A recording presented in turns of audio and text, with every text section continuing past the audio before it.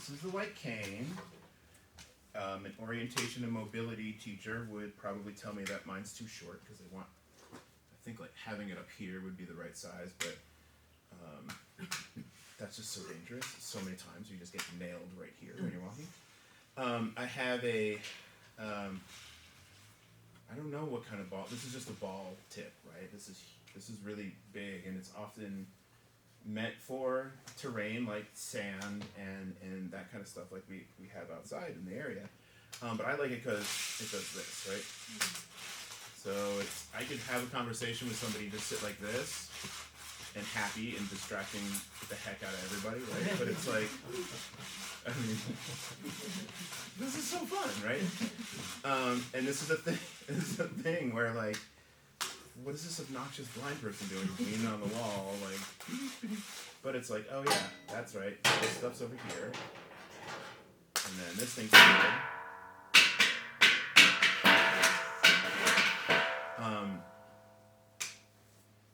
And so I like, I have ADHD, I'm never stimulated enough, so I'm always moving, right? I have this watch, it doesn't work, but it's like, for blind people, you open it up and you can feel it, but it's really silly. But I just wear this watch because it's like I get to go like this, right?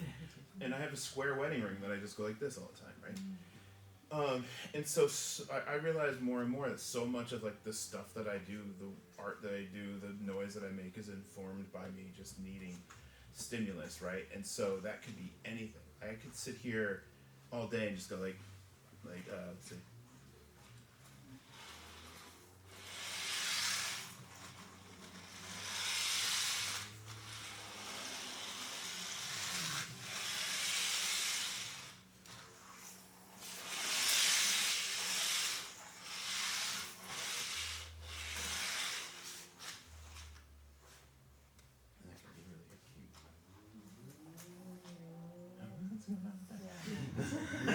You put me on an ATV with this, right?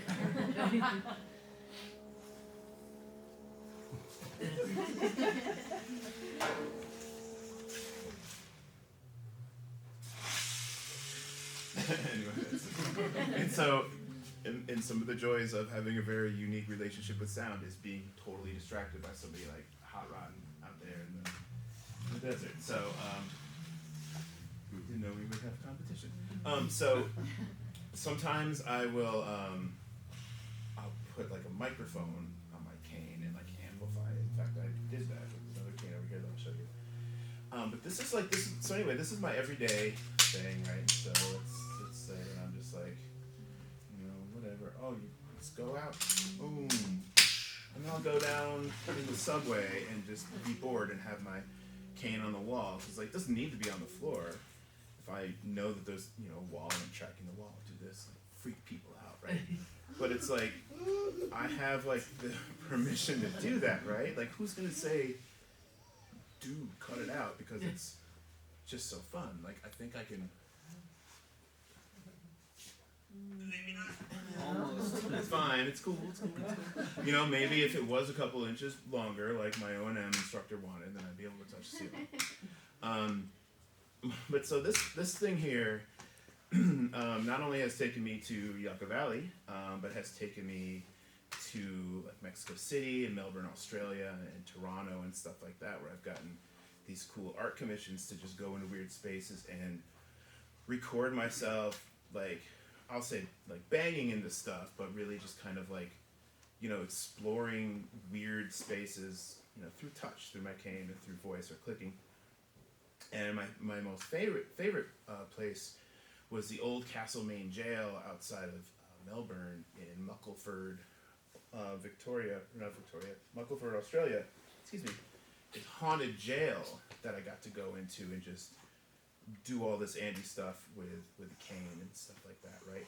And I'm not gonna scare anybody. I don't want to get be too creepy about it, because it was a very weird experience, and I made a really cool sound piece out of it. But they had to lock me into this place by myself. I did it 2 days in a row. because there were ghost hunters trying to get in. They're like, oh, sorry, Andy, we're going to have to lock you in. And I'm like, cool.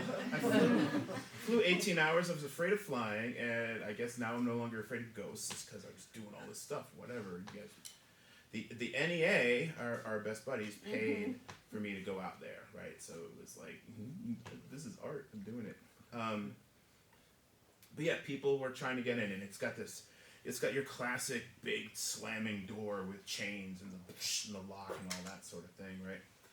So I'm just like running around, being a jerk, whatever, and then realize like I am probably the only person that's ever done this.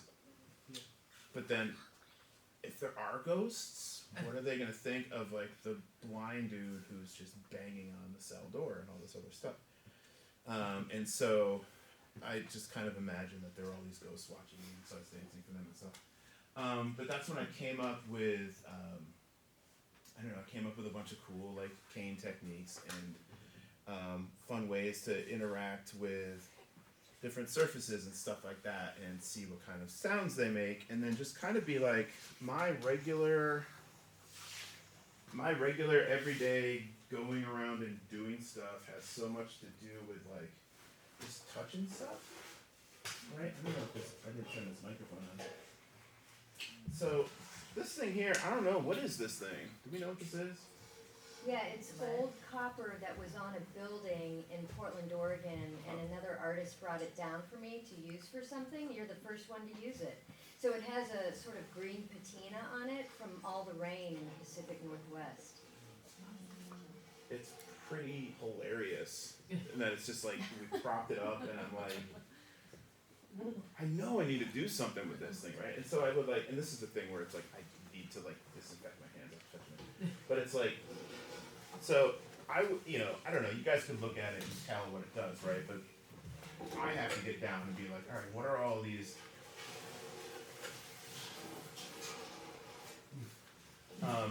what are these parts? What are these ridges, right? And if this drives anybody nuts, just tell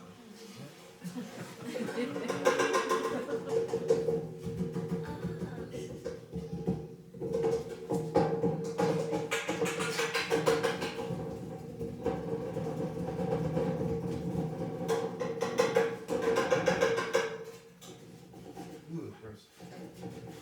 Oh my God. So, what I just really like to do is kind of, I don't know, normalize or demystify the whole like the act of bumbling when you're blind, where it's like, I don't know, if you didn't know that I couldn't see, and you just walked in and I was like, I don't know what you would think, right? But chances are it would be like, you just leave. I don't know what's going on with this guy. Sorry. Yeah, right. This is dark, man. Come on. But like, the joy of getting to know these weird, ridiculous bumps, not only through touch but also through sound, is like, it's a kind of thing where, like, when are people happy? When are you happy? When you get enough rest, when you're with loved ones and you just do cool stuff, right? Or your paycheck clears, I don't know. But it's, I don't know, it's just really funny as an artist to be like, I have all these profound ideas, I share them all the time, I have all of these like convictions and stuff about disability and access, but I'm also just happiest, it filled with so much joy when I'm just like, this, whether I'm recording it or doing weird things in a room full of strangers. And I'm pretty sure I'm not gonna need a tetanus shot. But so, I would, find something like this and I touch it and I get to know it. And then I would put a microphone on it and then I'd do something obnoxious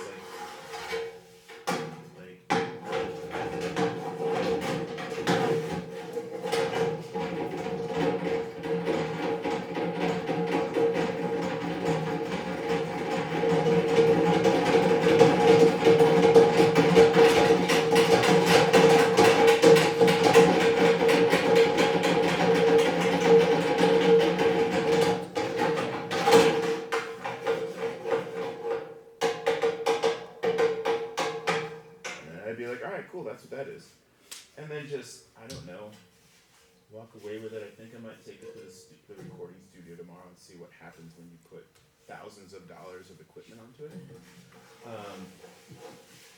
But don't be afraid to touch stuff, right? It's like, I mean, look at this, man. This is just freaking cool.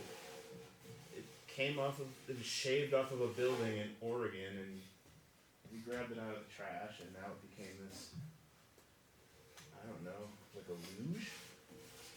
Does that make sense? Yeah. No, I don't know. So I've done a lot of recordings and stuff where I've gone into spaces and found this kind of stuff and just threw it around to see what it would do. And that's really not safe for me to do right now, but you could maybe imagine what that would sound like if I threw it, right? It would be like, whoosh, and then plunk, plunk, plunk, you know, like whatever. You think about how would you describe that sound to somebody that either wasn't there or couldn't hear it, right? It's like the floppy metal dirt. See, it's hard. Or you know, like you use like a word like you guys like read. Gonna bring up comics books again. You guys like comics? Yeah. You ever watch the Batman show from like the '60s, where like they cut away and it would go pow or like thwack and that kind of stuff? Those kind of words are my favorite. Are my favorite to use for like describing like what a sound is like. Like I don't know, berserk or thwack or something like that. And so I'll find a sweet spot here. Well, I'll just get my other cane here and just show you this other ridiculous thing that I'll do that I get away with. Like I have like a battery powered amplifier that I can like put on a strap and hang off of me. And so I have this is my old cane, and it has a little tiny like marshmallow tip that isn't as active a spinner, right? And I have a microphone and a little wireless thing and this little knob, so it kind of gives off some like metal detector vibes, right? And so it's not the most exciting sounds, but it's like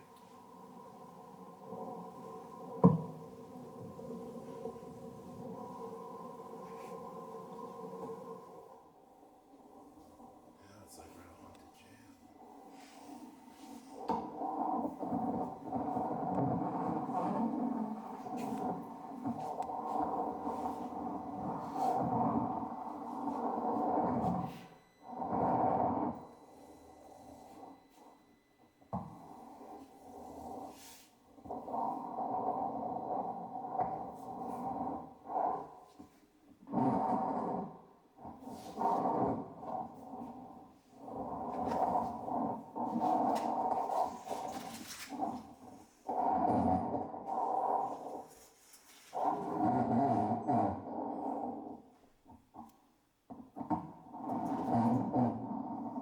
When do you ever want to hear that sound?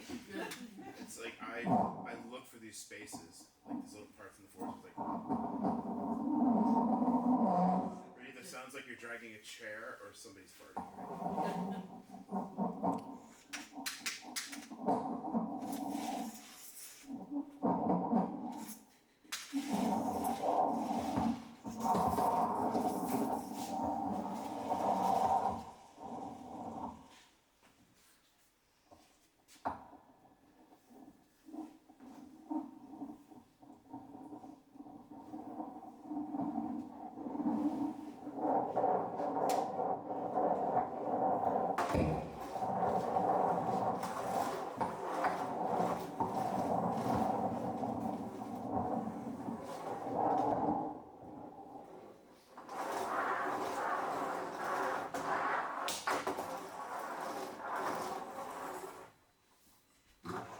So, I was going somewhere with this. Let's see.